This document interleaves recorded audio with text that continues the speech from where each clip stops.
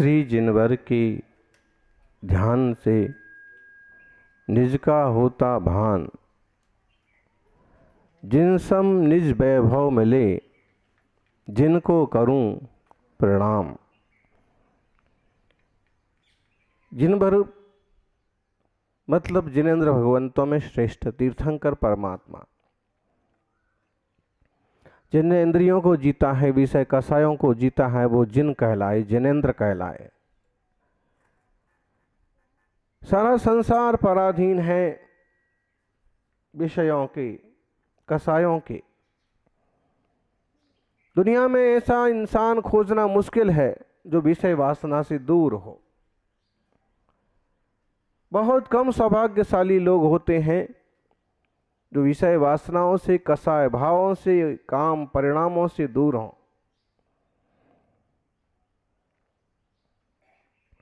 वास्तव में आत्मा का अहित तो इसी में है। आत्मा का अहित विषय कसाय में है।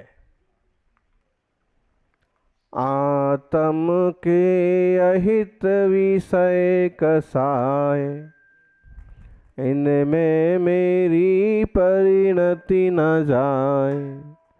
मैं रहूं आप में आप लीन, सो करहूं हो ज्यों निजाधीन।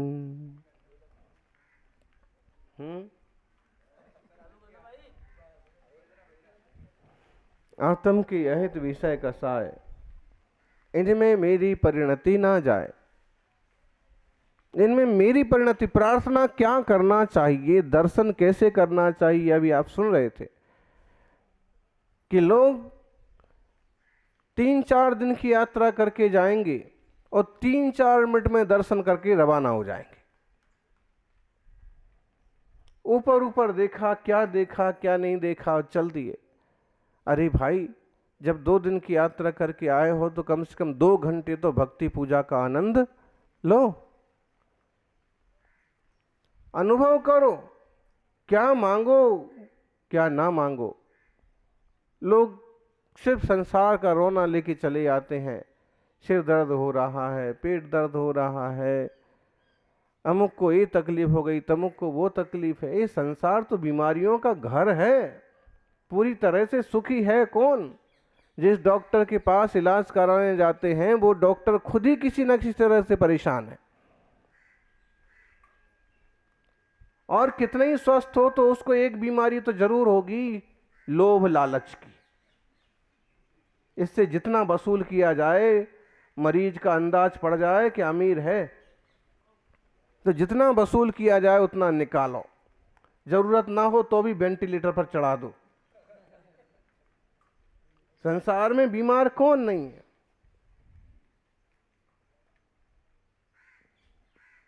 तो जाएं भगवान के चरणों में और श्री जिनवर के ध्यान से निज का होता भान। दर्शन तो वो दर्शन तब होगा जब जिन दर्शन से निज दर्शन हो। जिन दर्शन तब तक हुआ ही नहीं जब तक निज का दर्शन ना हो। निज का दर्शन मतलब क्या? क्या आपको ये समझ है कि आपका भी अपना अस्तित्व है जो कि कसाय बस हम बोलते हैं?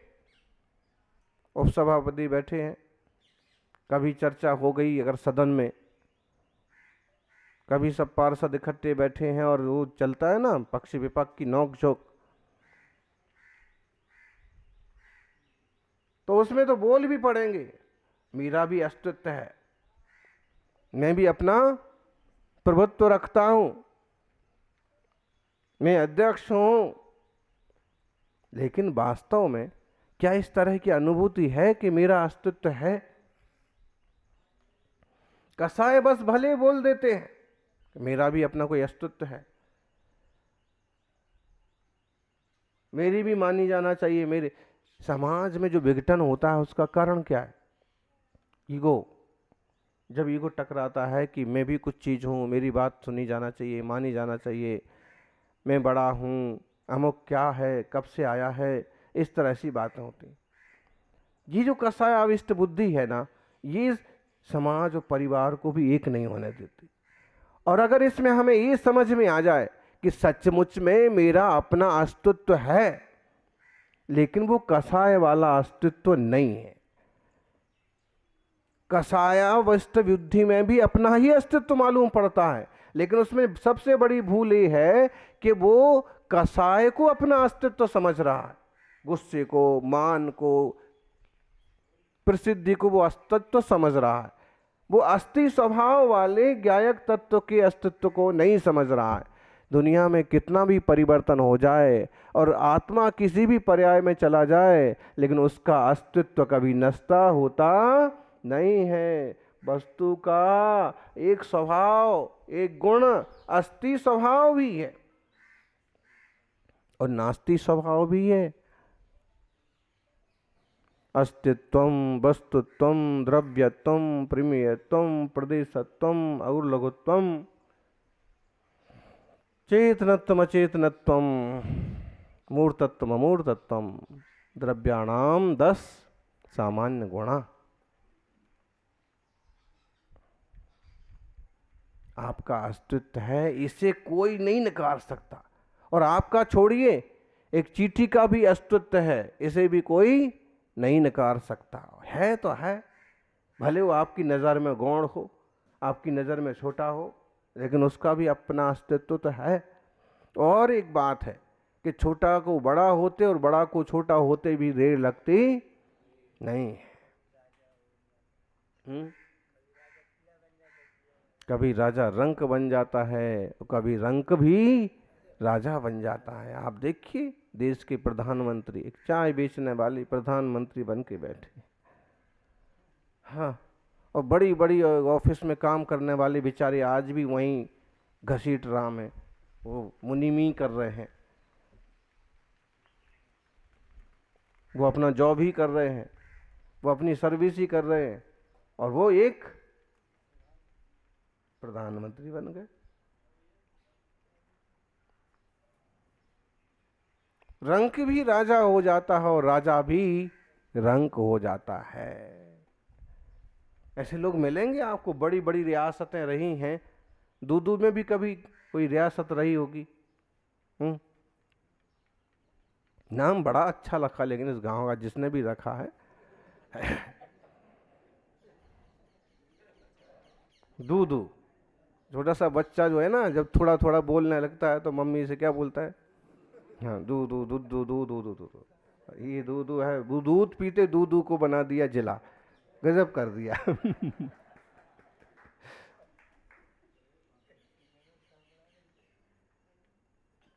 ये भी रही होगी कभी रियासत।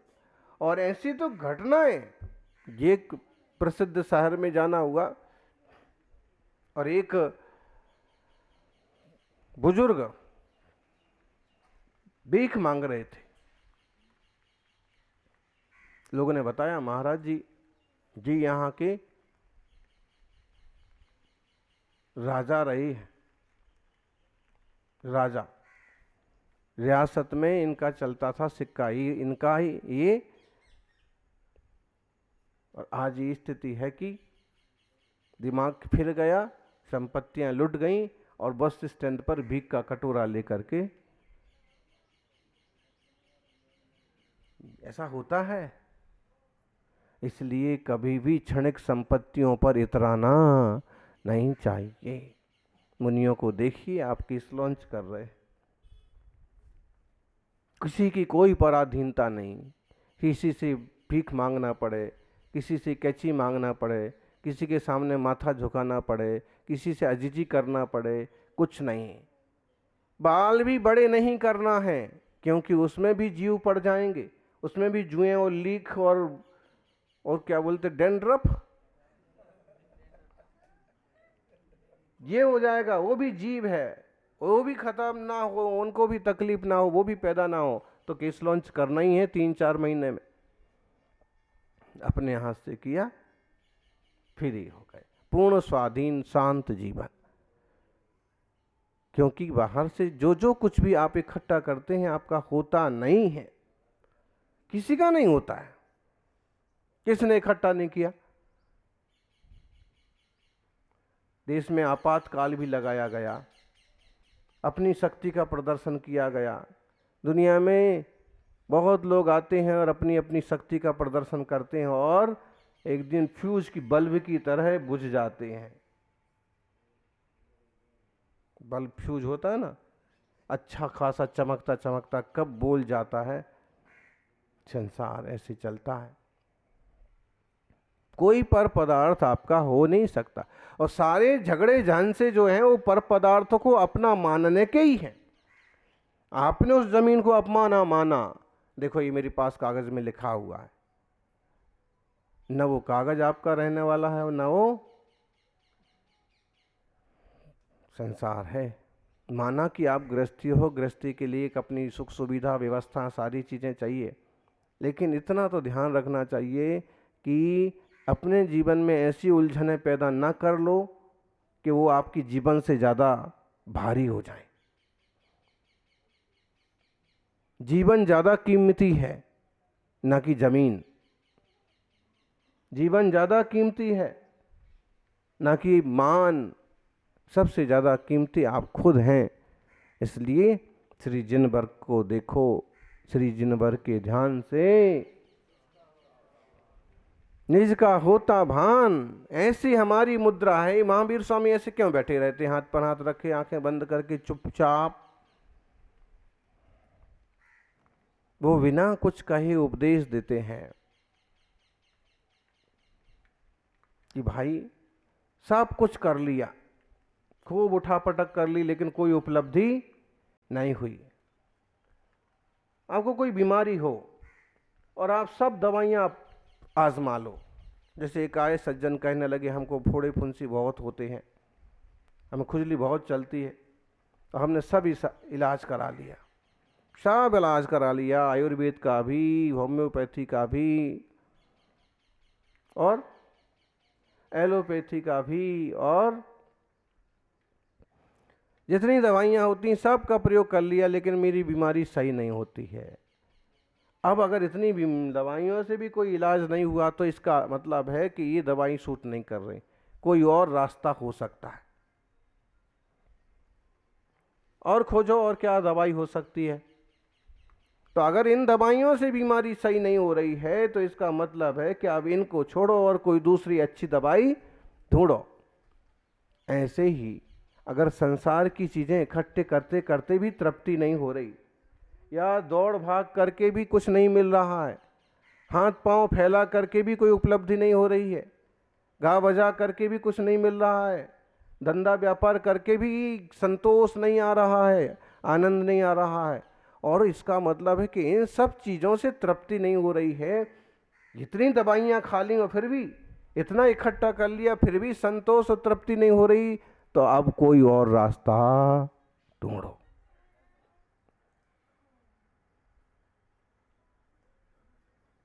इन सब रास्तों से संतोष नहीं हुआ है, शांति नहीं मिली, तो अब और कोई रास्ता ढूंढो। और वो रास्ता कौन सा है? ये तीर्थंकर परमात्मा वाला, सर्वसंग त्याग वाला।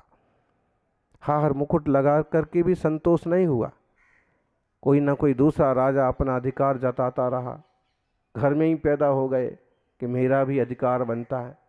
राजे रजवाड़ों में आपस में इतनी रंजिशें चलती हैं, इतनी खींचतान चलती है,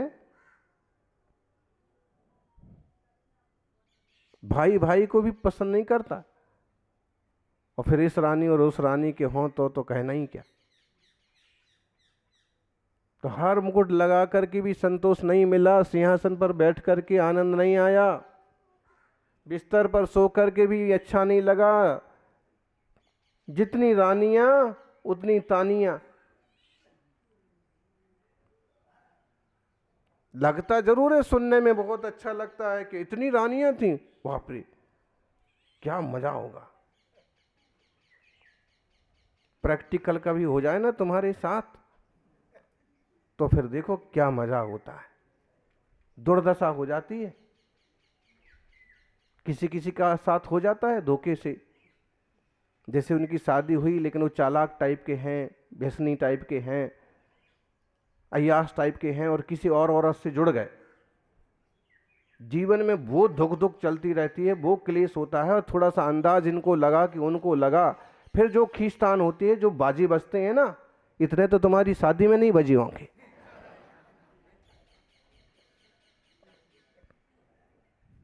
हम्म हम्म बिना ही उसके अगर शक भी हो जाए कि यार फोन पर बात करते रहते रात भर, किससे बात करते हो, बोलो किससे बात कर रहे थे? अरे मैं किसी से बात नहीं कर रहा था, ये रखा फोन तेरे हवाले। बस फिजूल की बातें मत करो। मतलब ये समझो कि स्त्री आदि का संयोग हो गया, कि धन आदि का संयोग हो गया, तो ऐसे दूर से देखने में लगता है कि सुख हो गया। टीवी पिक्चर में नाचते गाते देखते हैं ना, तो लोग भी अंदर अंदर फुदकते हैं, कितना बढ़िया लग रहा है। लेकिन उनका असली जीवन पूछो, उनका असल जीवन देखो।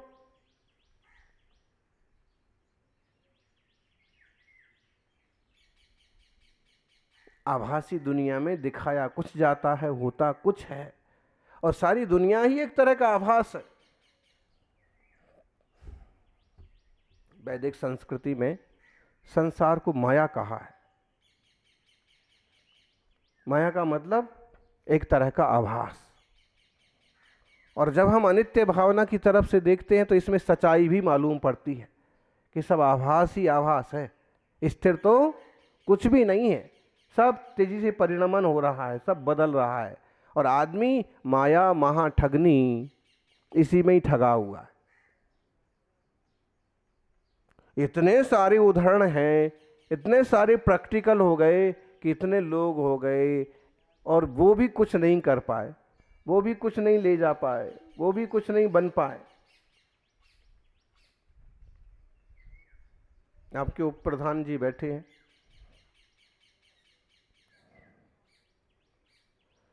और कितने, हाँ, जहां आप जिस भूमिका में हो आपका अपना कर्तव्य तो करना पड़ेगा, लेकिन कर्तव्य के साथ साथ ख्याल बना रहना चाहिए कि दुनिया में कुछ भी किसी का होता नहीं है।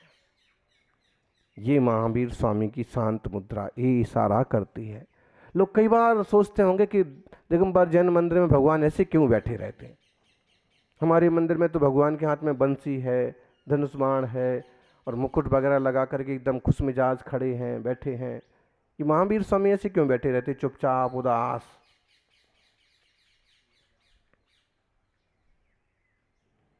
वो एक प्रैक्टिकल है उनका कि भाई मैं भी ये सब कर चुका, पहले राजकुमार भी रहा, पिछले भाव में चक्रवर्ती भी रहा, उसके पहले अर्थ चक्रवर्ती भी रहा, नारायण भी रहा, राजा महाराजा सब कुछ रह लिया, लेकिन इतने जन्मों में सब कुछ बन करके भी संतोष नहीं हुआ।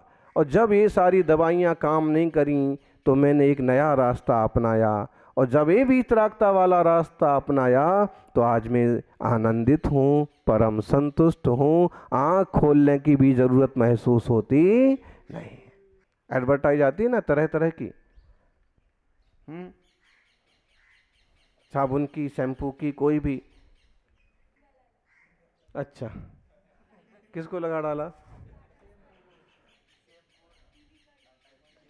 इसको लगा डाला तो, लेकिन आज क्या वैल्यू है उसकी भी, उसके एवज में दूसरी चीजें आ गई।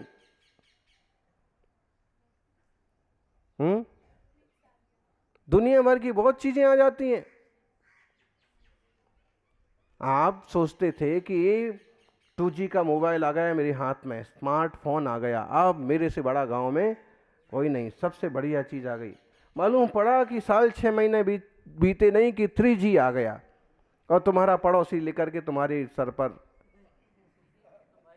और मालूम पड़ा कि और समय बिताने की 4G 5G, यानी दुनिया में कितने भी जी आ जाओ लेकिन गुरु जी के आगे सब फेल हैं जी। आत्मज्ञान के आगे सब फेल हैं। 2G 3G 4G इन सब जी के आगे हैं श्री जी, गौर जी। गौर जी बोलते हैं गुरु जी के लिए।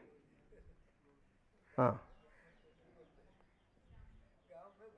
गांव में गुरुजी को गोरजी। हाँ, तो 3G काम नहीं आएगा, श्रीजी काम आएगा। 4G काम नहीं आएगा, गोरजी काम आएगा।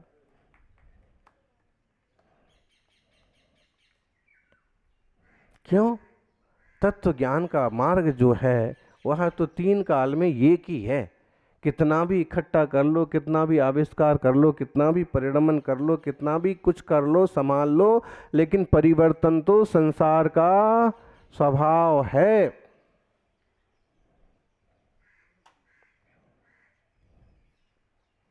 सीट तो किसी की पक्की नहीं रही।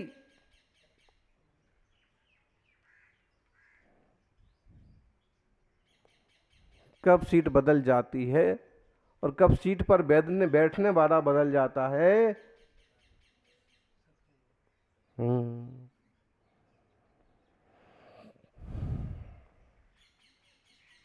बाएं हाथ से सरकार चलाने वालों को भी गठबंधन की सरकार बनाना पड़ती है।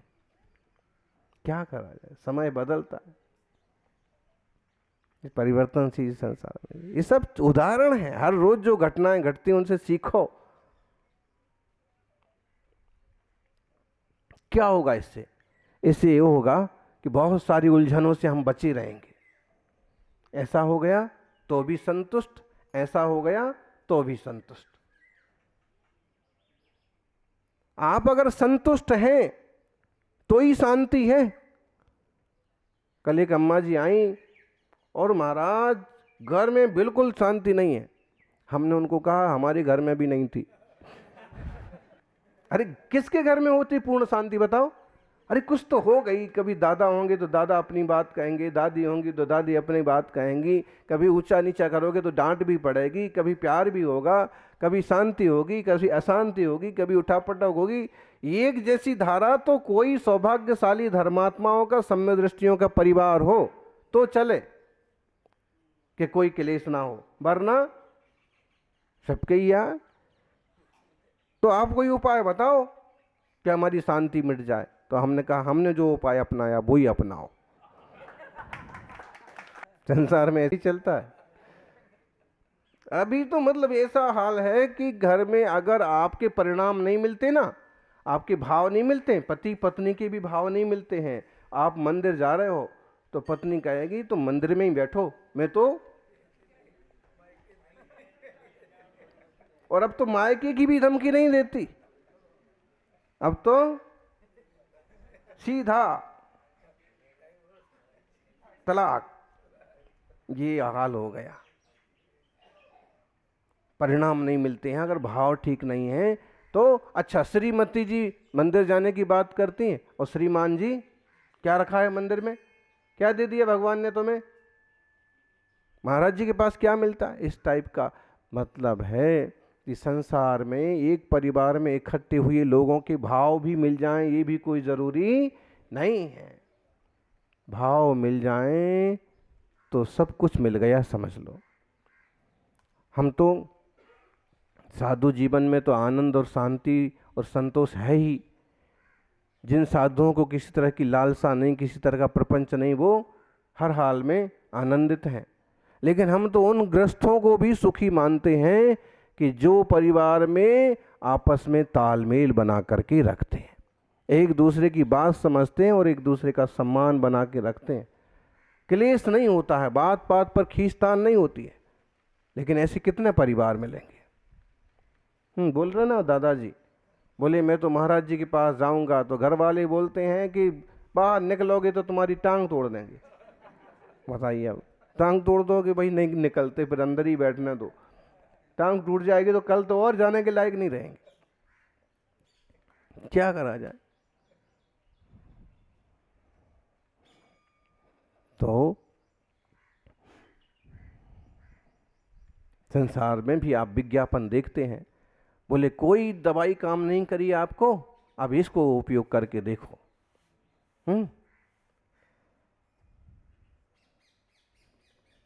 फर्क नजर आएगा। ऐसे ही ये शांत प्रतिमा जो है वीतराग प्रभु की जिन प्रतिमा जो है वो कहती है कि दुनिया भर के सब कर लिए ना तुमने प्रयोग, अब हमारे जैसे बैठो, ऐसे शांत बैठो, फर्क नजर आएगा, जिंदगी में परिवर्तन आएगा, शांति मिलेगी। शांति कब मिलेगी?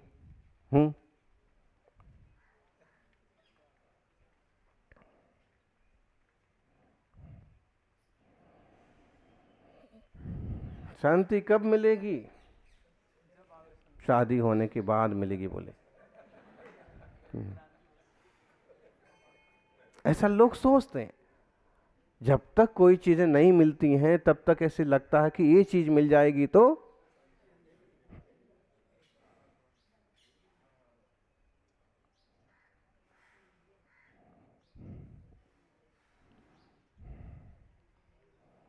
कई बार तो शांति मिलने के बाद भी जिंदगी में और क्रांति बढ़ जाती है। शांति लाल जी आए, कहने लगे हमारी तो पत्नी का ही नाम शांति है, लेकिन आज तक, हाँ, इनकी मम्मी का नाम शांति, पापा का नाम शांति, भाई का नाम कांति, और फिर भी घर में क्रांति।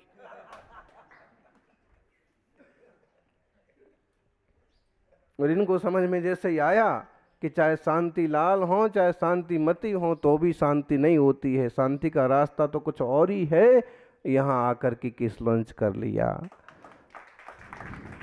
साधु जीवन स्वीकार किया और आज आनंदित है, शांत जीवन है। सौभाग्यशाली हो।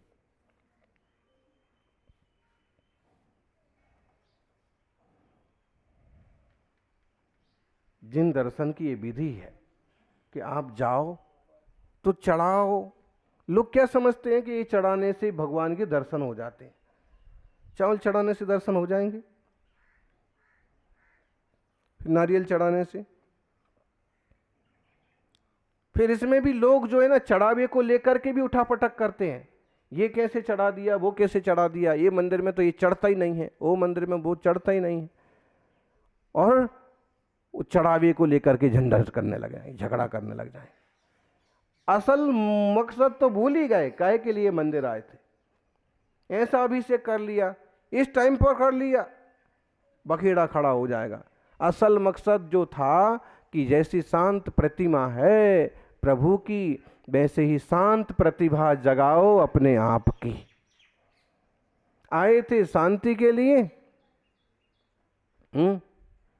बोलते ना, आए थे कछु करन को, करन लगे कछु काम, आए थे भवतरन को, धोबन लागे चाम। कुछ करने को आए थे और कुछ और ही करने लग गए।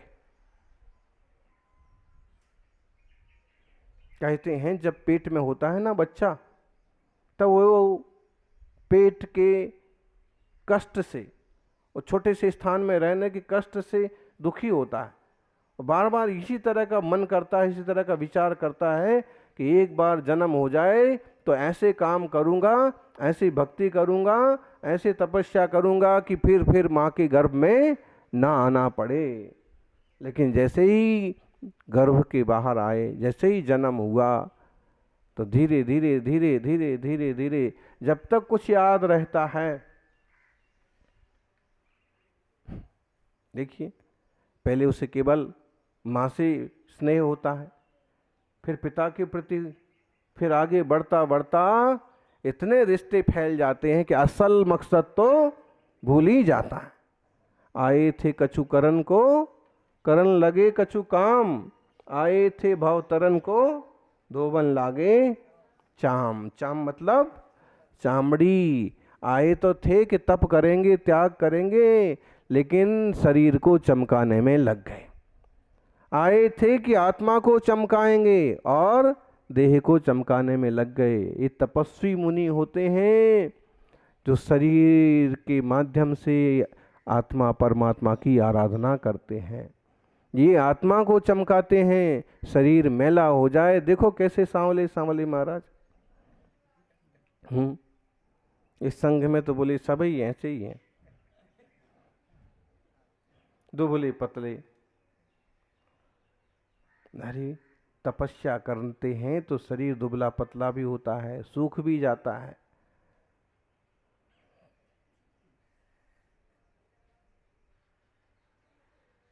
तप त्याग करो, शरीर को मत देखो। तपस्वी सम्राट ने जो तप किया, ना भूतो ना भविष्यति। मालूम है उनका टोटल वजन कितना था? गुरुवर सन्मति सागर जी का टोटल वजन उनका 35 किलो। आहार हो गए अच्छे से तो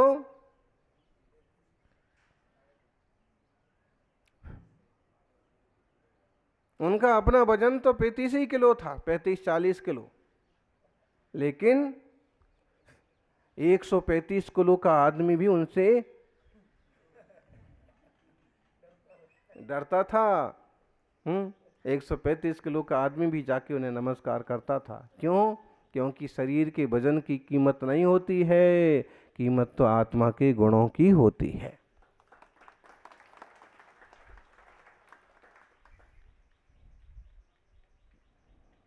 केस लॉन्च कर रहे हैं, क्यों कर रहे हैं साहब? ये हमारा एक मूल गुण है, स्वावलंबी जीवन का एक अच्छा प्रयोग है, वैराग्य का प्रतीक है। आप बाबा जीवों को देखो तो बाल रंग रंग करके आ जाएंगे, अच्छे अच्छे के प्रवचनकार एकदम हीरो बन के आते हैं, टिप टॉप। तो तुम काय बात का उपदेश दोगे? तुम्हारा खुद ही देह के प्रति इतना ममत्व है, इतना राग है, इतनी आसक्ति है कि सुबह तुम्हें चाय कॉफ़ी चाहिए, फिर नाश्ता चाहिए, काजू किशमिश का नाश्ता चाहिए, फिर भोजन चाहिए, शाम को फिर फलाहारी चाहिए, रात को फिर चाहिए, और प्रवचन करने बैठो। संसार तो माया है। तुम खुद ही नहीं समझे माया है कि काया है। काया को ही तुमने माया बना लिया। नहीं, त्यागी व्रति जब तपस्वी ऋषि मुनि उपदेश देते हैं तो लोगों का जीवन बदल जाता है।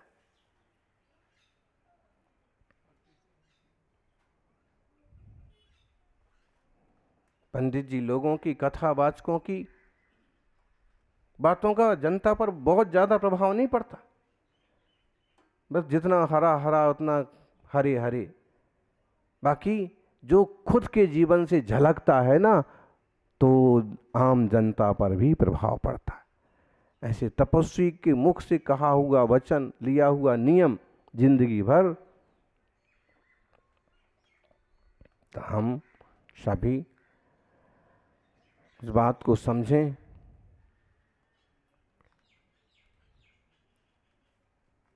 कितना भी कमाओ धन,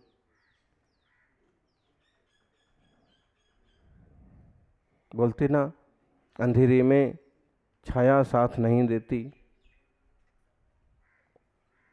अंधेरे में छाया साथ नहीं देती, बुढ़ापे में काया साथ नहीं देती। कितना भी धन कमा के इकट्ठा कर लो, अंततः जाते वक्त माया साथ नहीं देती, माया यहीं रह जाती। इसलिए माया के जंजाल से बचने का ये जो रूप है, अरहंत की मुद्रा, मुनियों की मुद्रा, इसे अपनाने का प्रयास करें। सब चीज़ें अपना ली फिर भी सुख नहीं हुआ, शांति नहीं हुई, तो शांति का ही रास्ता अपनाओ। शांति तब होगी जब आप शांत होंगे।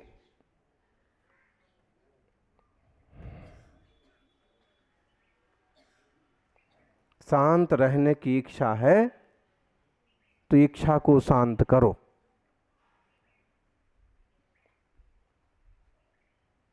शांत रहने की इच्छा हो तो इच्छाओं को शांत करो,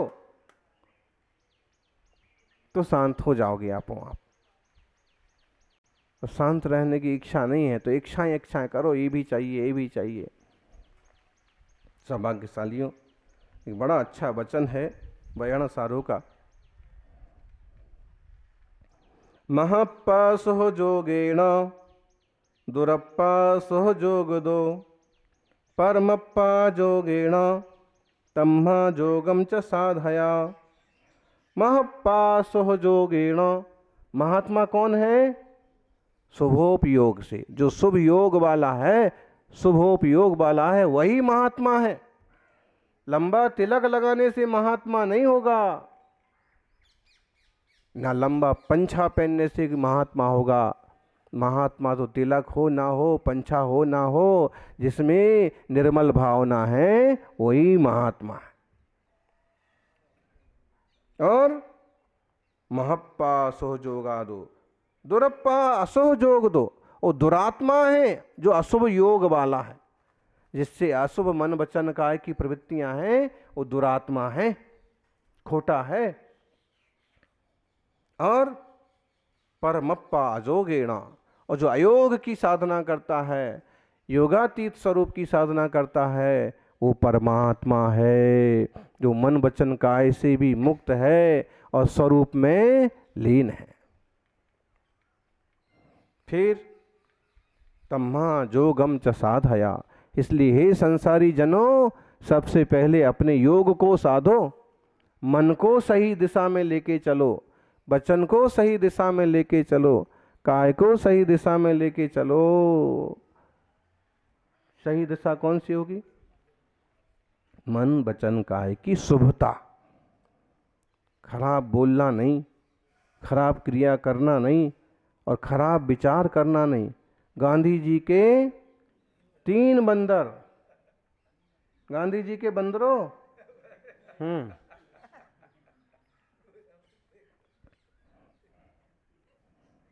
कौन कौन से 3 बंदर हैं? बुरा मत देखो, बुरा मत सुनो, बुरा मत बोलो। लेकिन अगर एक हृदय पर हाथ रख लिया जाता कि बुरा मत सोचो, बुरा सोचेंगे नहीं तो फिर बुरा बोलेंगे भी नहीं, करेंगे भी नहीं।